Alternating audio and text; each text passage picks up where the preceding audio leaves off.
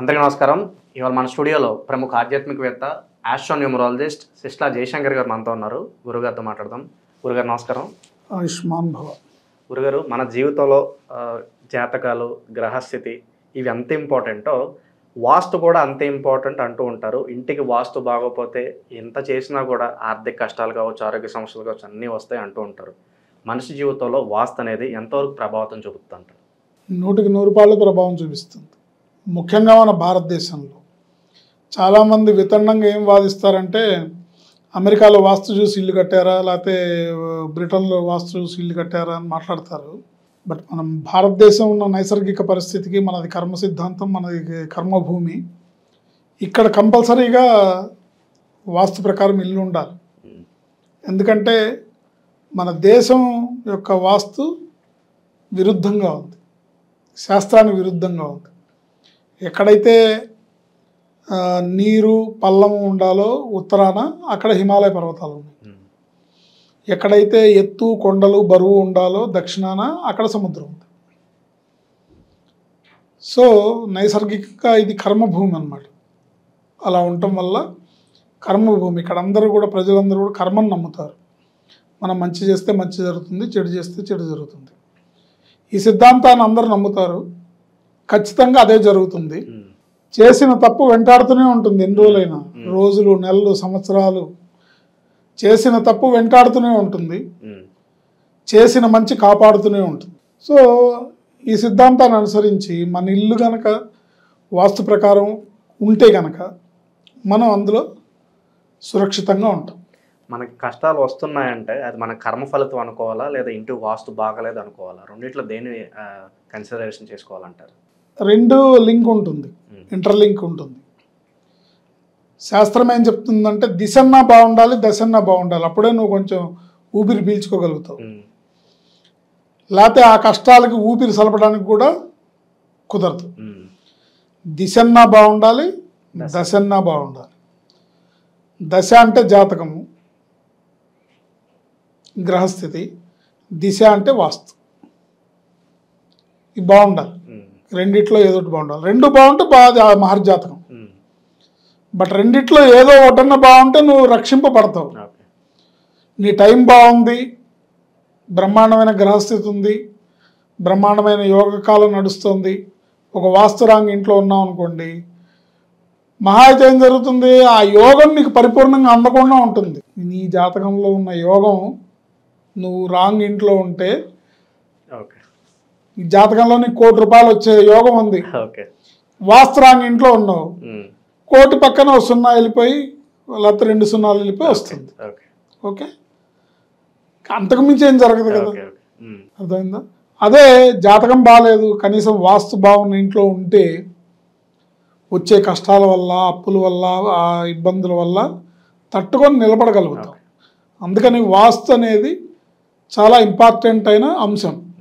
ఒకసారి ఈ హేతువాదులు, తర్వాత ఇవన్నీ వాస్తు జాతకం ఇవన్నీ నమ్మని వాళ్ళు ఒకసారి నాతో డిబేట్ చేశారు. ఈ వాస్తు ఇదంతా ట్రాష్ కదండి, ఎట్లా నమ్ముతాం, ఇవన్నీ వీటికి శాస్త్రీయత ఏముంది అంటే, సరేనండి, ఓకే, వాస్తుని నమ్మద్దు, మీరు మీ ఇంటికి తీసుకెళ్ళండి నన్ను ఒకసారి మీ ఇంట్లో ఒక పర్టికులర్ ప్లేస్లో నేను ఒక స్తంభాన్ని పాతాను. అది పాతినాక 1 ఇయర్ టైము. ఈ 1 ఇయర్ తర్వాత కూడా మీరు ఆరోగ్యంగా బాగున్నారంటే వాస్తు లేనట్టు. లేదా మీకు ఆరోగ్యం బాగోపోయినా, మీకు దుష్ప్రభావం దానివల్ల తెలిసినా వాస్తు ఉన్నట్టు లెక్క. మీరు ఓకే అంటే మనం అగ్రిమెంట్ చేసుకుందాం. మీరు నేను గుంజపాతినాక 1 ఇయర్ తర్వాత కూడా నేను హ్యాపీగా ఉన్నాను, వాస్తు అనేది ఏం లేదు, మీరు చెప్పింది అబద్ధం అంటారా, ఆ రోజు నుంచి నేను వాస్తు అనేది వదిలేస్తాను. నేను కూడా మీతో పాటు కలిసి వాస్తు లేదు, ట్రాష్ అని నేను కూడా మీతో పాటు ప్రచారం చేస్తాను. ఓకేనంటే అలా అలాగా కుదురుతుందండి అని మరి భయపడ్డాడు ఆయన. అంటే జనాలకేమో చెప్పడానికి టైటిల్స్లో వేయటానికి బాగానే ఉంటుంది, జ్యోతిష్యం మూఢనమ్మకం అనే వేసేది ఒక ఛానల్. ఒకప్పుడు ఒక టీవీ ఛానల్ ప్రతి బ్రేక్కి జ్యోతిష్యం మూఢనమ్మకం, అలాగే వాస్తు మూఢనమ్మకం అని జనాలని పిచ్చిదారి పట్టడానికి, తప్పుదారి పట్టడానికి. వాళ్ళు అనుకుంటారు ఈ వాస్తు ఉందని చెప్పేవాళ్ళు, జ్యోతిషం చెప్పేవాళ్ళు జనాల్ని తప్పుదారి పట్టిస్తున్నారు అనుకుంటారు. శాస్త్రం ఉంది, శాస్త్రం ప్రకారం చేసుకోమని చెప్పే అవేర్నెస్ ఇచ్చేదే తప్ప ఎవరిని బలవంతంగా నువ్వు నమ్మాల్సిందే, నీ ఇల్లు వాస్తు ప్రకారం కట్టాల్సిందే అనట్లేదు కదా. నువ్వు రిలేట్ అయ్యి నువ్వు నమ్మితే నువ్వు సుఖపడతావు, దాని ప్రకారం చేసుకుంటావు. సో వాస్తు ప్రకారం ఇల్లు కట్టుకోవడం, వాస్తు ప్రకారం ఉన్న ఇంట్లో ఉండడం, వాస్తు ప్రకారం ఉన్న స్థలంలో ఉండడం, స్థలంలో బలం ఉన్న ఇంట్లో ఉండడం, స్థలంలో బలం ఉండడం కూడా అత్యంత ప్రధానమైన అంశాలు ఇవన్నీ. అంటే నేను నమ్మను అని గుడ్డిగా వెళ్తే, బ్లైండ్గా వెళ్తే దెబ్బ తగిలేది మీకే. దేన్ని కూడా ఇది పెద్ద ట్రాష్ అని చెప్పి తీసిపడేయడానికి లేదు. నమ్మి ఇప్పుడు నమ్మి చెడిపోయిన వాడు లేడు, నమ్మకుండా బాగుపడినవాడు లేడు. నేను నమ్మను అన్నవాడు అలాగే. ఇప్పుడు చూస్తున్నాం మనం, చాలా ఎన్నో ముస్లిం దేశాలు ఉంటాయి, అరబిక్ దేశాలు ఉంటాయి, కొన్ని ఫ్లరిష్ అవుతున్నా కూడా కొన్ని పాడుపడిపోయి, కొన్ని దేశం మొత్తం ప్రాబ్లమ్స్ రావడానికి మీరు బంగ్లాదేశ్, పాకిస్తాన్ లాంటివి చూసుకోవచ్చు ఉదాహరణ కింద. సో ఇలా వాస్తు అనేది దాని ఇంపార్టెన్స్ దానికి ఉంటుంది. మనది చాలా చిన్న పరిధి, మన ఇల్లు మనం చూసుకుంటాం. వాస్తు ప్రకారం ఉండటం వల్ల ఆరోగ్య సమస్యలు రాకుండా, అభివృద్ధికి ఆటంకం లేకుండా, మీ జాతకంలో యోగాలు వచ్చినప్పుడు అవి పరిపూర్ణంగా మీ జీవితంలోకి రావాలంటే మీరు మంచి వాస్తుని ఇంట్లోనే ఉండాలి. గురుగారు, ఈ వాస్తు శాస్త్రం గురించి తెలిసిన వాళ్ళు ఇల్లు కట్టించుకునే ముందు కొంతమంది వాస్తు నిపుణులను సంప్రదించి వాస్తవాన్ని ప్రాపర్గా చెక్ చేయించుకుంటారు. అందరూ పర్ఫెక్ట్గా ఉంటారని చెప్పి మనం చెప్పలేం, తప్పులు అందరూ చేస్తారు. కామన్గా ఎక్కడ ప్రజలు తప్పు చేస్తున్నారంటారు ఈ వాస్తు విషయంలో మీ ప్రకారంగా? అంటే వాస్తు అనగానే ఏమనుకుంటారంటే, నాకు తూర్పు దిశ పడుతుందండి, నాకు ఏ దిక్కు పనికి వస్తుందని అని అడుగుతుంటారు జనరల్గా. సరే, ఎవరో చెప్తారు ఈస్ట్ ఫేసింగ్ అయితే బాగుంటుందా నీకు, లేకపోతే నీకు వెస్ట్ ఫేసింగ్ అయితే బాగుంటుందా, లేకపోతే నీకు నార్త్ ఫేసింగ్ అయితే బాగుంటుందా అని చెప్తారు. ఒక ఫేసింగ్ ఒకటే ప్రభావం కాదు. వాస్తు ప్రకారం ఒక ఇల్లు ఉందంటే ఆ ఇంట్లో ఉండే గదులు, ఆ గదులకు ఉండే ద్వారాలు మొత్తం ఆ ఇంట్లో ఎన్ని ఉండాలి, కిటికీలు ఎన్ని ఉండాలి, అవి ఏ స్థానంలో ఉండాలి, ఉచ్చ స్థానంలో ఉండాలి, నీచ స్థానంలో ఉంటే మళ్ళీ వ్యతిరేకమైన ఫలితాలు వస్తాయి. నీ ఇల్లు ఈస్ట్ ఫేసింగే ఉంది, నీ వంటిల్లు ఆగ్నేయంలోనే ఉంది, నీ బెడ్రూమ్ నైరుతిలోనే ఉంది, చిల్డ్రన్స్ బెడ్రూమ్ వాయువ్యంలోనే ఉంది, ఓకే.